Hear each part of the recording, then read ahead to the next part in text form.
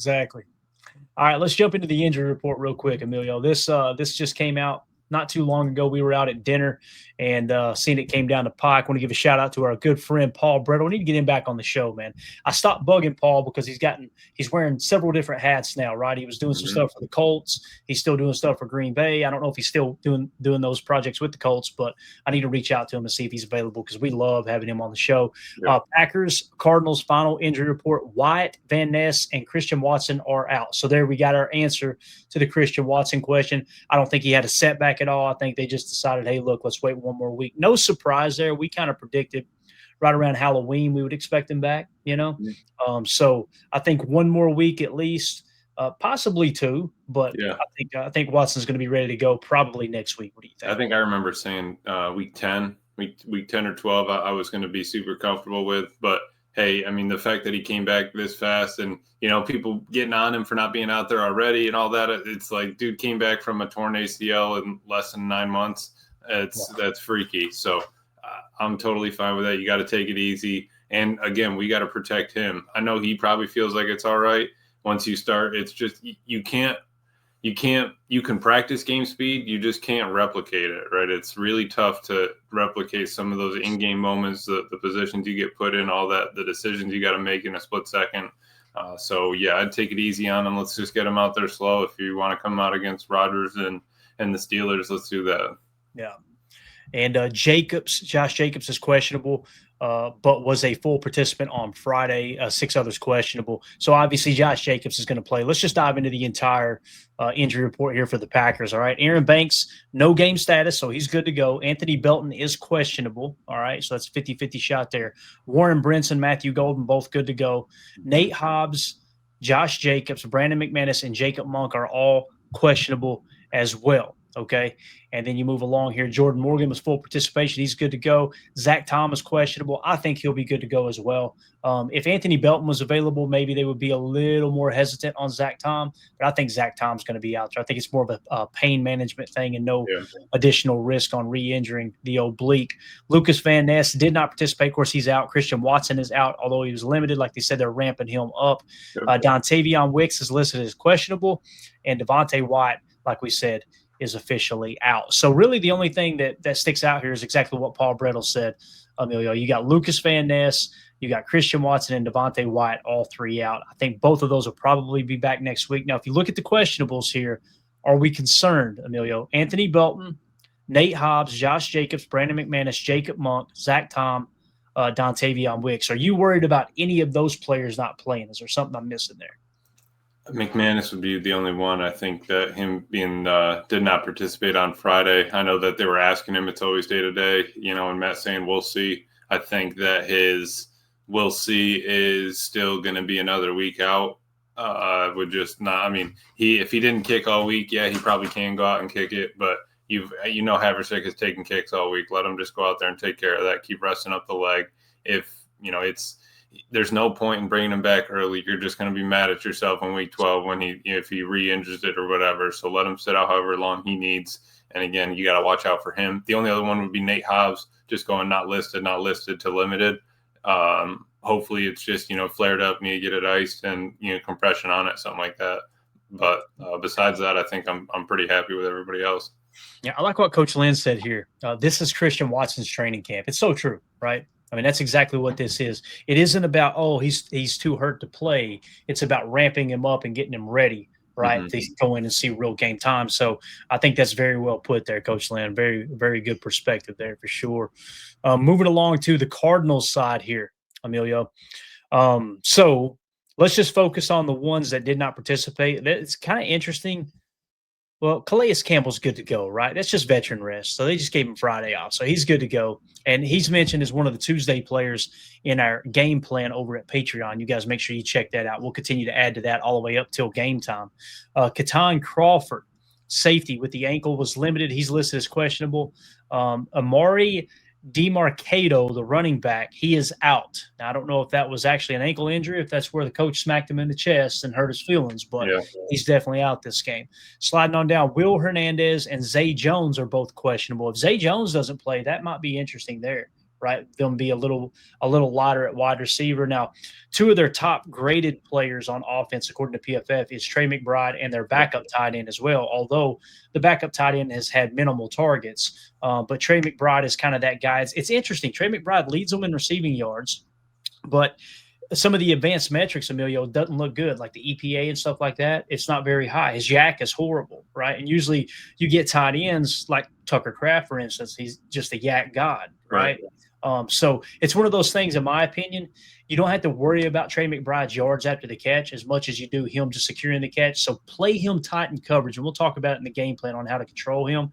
I play him tight in coverage with little worry about him breaking tackles after the catch. Does that make sense? Yeah, absolutely. You kind of want to stay sticky on him, but also, you're not overly worried about trying to bracket him over the top or anything like that. Like, he's going to be a game changer. So yeah, I like that idea, especially he's getting 7, 8 targets a game minimum, and he's catching 3/4 of them, right? So it's the offense is going to run through him a little bit.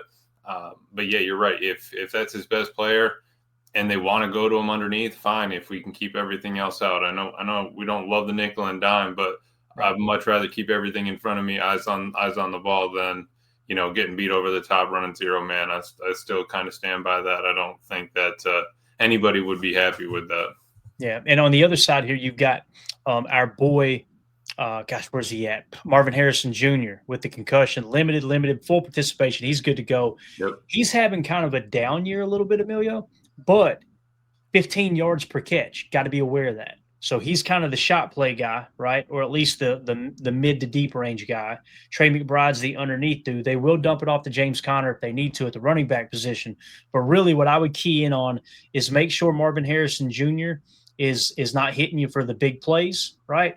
And then let's key in on the catch point of Trey McBride. Don't be afraid to play aggressive coverage on him. Right. Also, this is one of those games I would say don't be afraid to dial up a blitz or two. Let's get pressure on the quarterback until they prove we can read it, we can get the ball out, and we can burn you in that regard. This is probably not one of those games where I'd like to see 7 in coverage.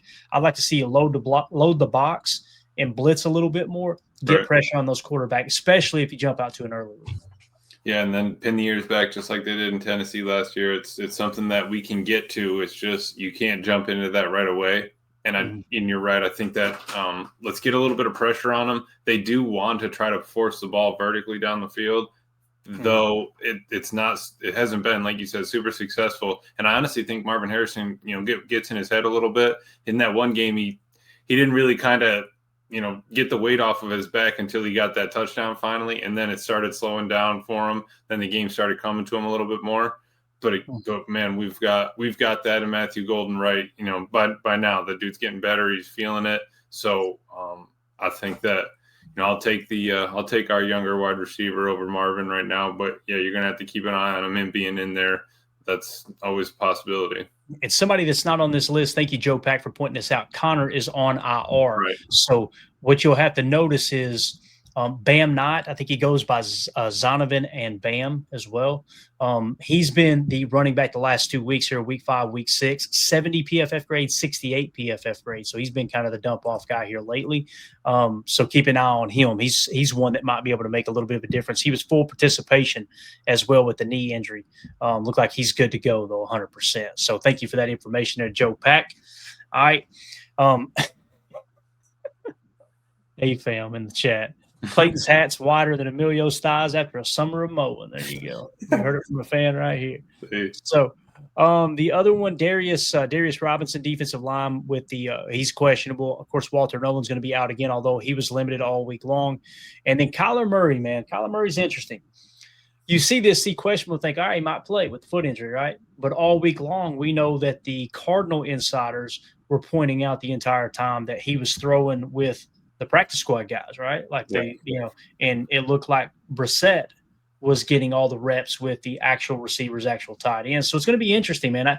If I had to put money on, if I had to bet one way or another, I would say Murray's not going to play, but you never know, man. It may come game time and he's out there. Regardless, I think Brissett can play at an equal or maybe even higher level than Kyler Murray. Now, Brissett is nowhere near as dynamic with his feet, his legs, right? Being able to run the football, but I do think Brissett does a better job of reading the defense and getting the ball out on time as opposed to Kyler Murray, who just seemed to this point, Emilio, it doesn't seem like Kyler Murray's lived up to that status because he was the number one pick, right? If I remember correctly, I think he was the number one overall pick that year. So yeah, and I think you're right, especially coming off of a foot injury. How much mobility is he going to have? How much of his game is going to be the same coming off an injured foot? And again, dude, it's just a completely different quarterback. You need a lot more windows for Kyler than you do for Brissett. You can kind of see over the line, like we talked about, and again, we've played a couple mobile quarterbacks.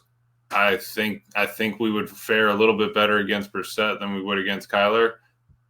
But again, they also don't have their running game like they did with Connor last year or was it last year we played him or the year before? So right. We're in a better shape, I think, than the last time we played them, obviously, but we have different challenges this game. Yeah, and another thing too, like Coach Lynn points out, Trey Benson's also on IR, so they're really, really banged up in the backfield. That would make you think, all right, maybe they're going to throw the ball a little more than usual. And again, you can find all the detailed breakdowns and everything there in the game plan. But it's going to be interesting to see how they approach this game plan and how Matt LaFleur and Jeff Hafley are going to approach their game plan as well. As someone asked earlier tonight, let me find it here. Bang, Ron Sample says, how can the Packers stop that quick passing game? Pass rush has no chance against it. The thing, I don't have any worries about the quick passing game, Ron, because when you see the quick passing game, the way it's working for the opposing team, the Packers are playing with a lead. And when you dive into the tape and you see the coverage they're playing, they're kind of giving that up underneath, right? Especially in the second half. You'll notice they play their best defense in the first quarter. Then second quarter gets a little worse. Third quarter gets a little worse. Fourth quarter gets a little worse. And you see that and go, wow, that's alarming. And I'm not saying you're doing this, Ron. I know the media has been really bad about this, and this is why Jeff Hafley and Matt LaFleur have smacked them on the wrist a couple of times at the pressers. But they'll look at that and go, what's happening with your second half defense? And in a roundabout way, what the coaches are saying, well, every game's a little different. And what they're saying is when you got a lead, the last thing you want to do is be overly aggressive and let the team back in the game. Right. So I'm not worried about the quick passing game, Ron. I think if you wanted to stop it, that's real simple. Cover two hard flat, but you're going to be very, very vulnerable down the seam and the hole shots on the sideline, therefore explosive plays. I don't think you want to go that route. You could come out there and play a cover one man and actually play trail technique like play one man under.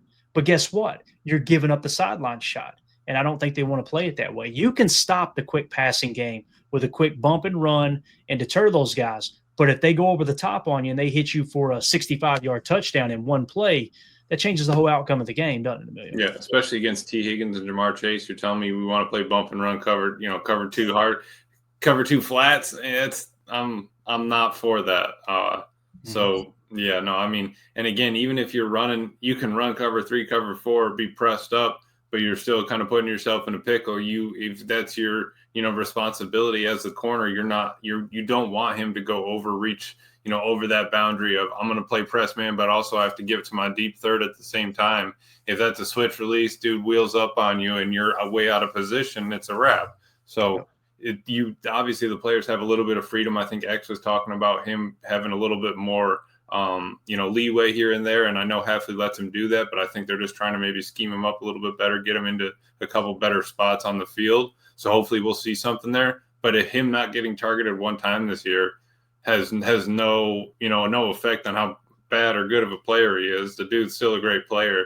The defense is just that solid that, I mean, it's literally like they're playing Clay. They're playing Madden. They're in play type and they're just staying in quick passes. And all you see is slants, bubbles, and flats. And that's really all they're getting. You get one or two comeback routes and a back shoulder, and that's all they've hit this defense with. Yeah. And here's the way I see that, guys. If you've got a team and you're making them, go anywhere from 8 to 14 plays in a drive to score, the chances of something going wrong for them throughout the course of that drive are increased tremendously from you calling a defense where maybe they can score in 4 plays, right? Now, if you're playing from behind, obviously that's not the way you want to attack it. You want to be a little more aggressive, right? You want to try to force them to make a mistake, that type of thing. But yeah, I'm not concerned with it at all. I mean, I think that the coaching staff's doing a hell of a job of playing or of coaching the game in front of them. And I think it's huge, man. Every game's different. Every situation's different. Every personnel's different. Every matchup's different. And I'm not saying anybody in our chat's doing this, but when you just hear people chatter on Twitter and they throw out their random, critiques of the coaching staff, the play calling, this and that, I've got like 5 questions for them, and I never ask them because I don't want to argue on social media. But when you fire off a blanket statement that the coaching staff's bad at this, and I want to go, what down and distance are you talking about? Yep. What quarter are you talking about? What team are you talking about? What matchup? Like it's not that simple. It's not just, okay, we're going to do this the same exact way every time. You know what I mean? No, absolutely. And that's it. It's not cookie cutter. Matt and Jeff both talk about it. It's literally game by game. It could be quarter by quarter, half by half, whatever you need to do to get the win is all we need to do.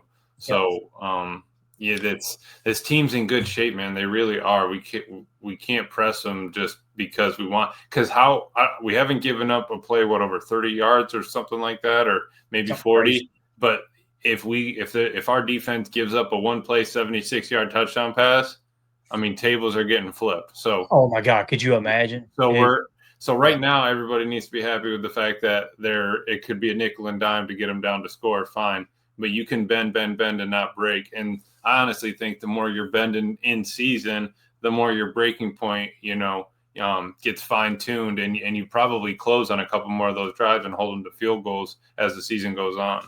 Yeah, and Brandon in the chat here says, as the Packers have learned to win, quote, ugly games, this will only make them deadlier in the playoffs. It's a great point, Brandon.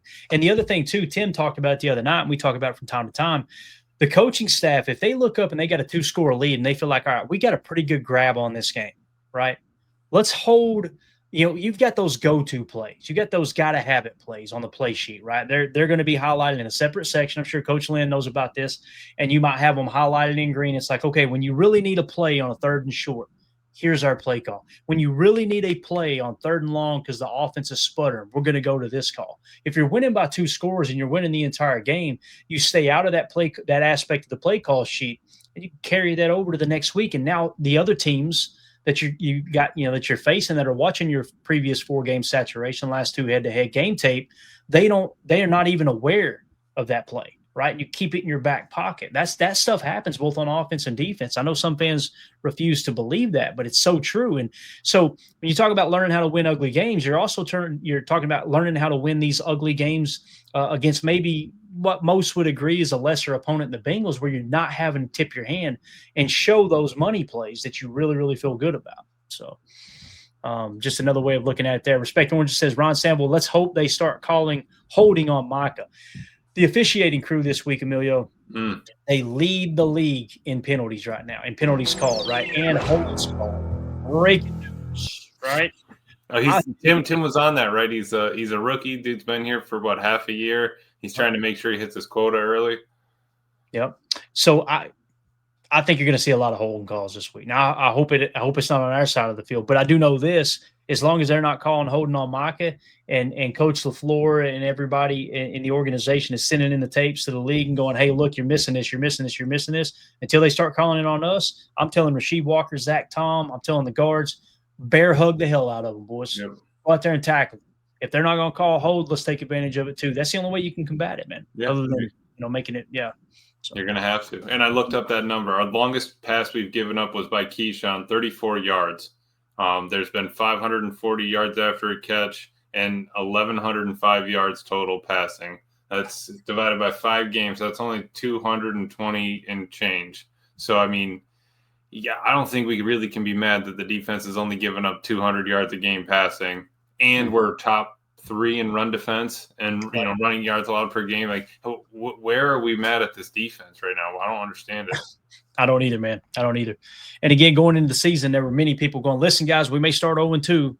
Those first 2 weeks are tough games. You come out and you go 2-0, right? And then you turn around and you lose a tough one to Cleveland. You tie with Dallas. You beat Cincy, and the sky's falling. I'm like, you didn't boat race Cincy, so everybody's all of a sudden worried about it. Ron Sample points out they also lead in offsides called. That's one thing I would be aware of with Micah. I would tell him, listen, bud, let's tone down the offside stuff, right? Because he is getting a little too aggressive with that quick twitch. I wouldn't be surprised if Micah is one of the defenders in the league that's actually leading in offsides penalties. Seems like every game he's getting called for it. So something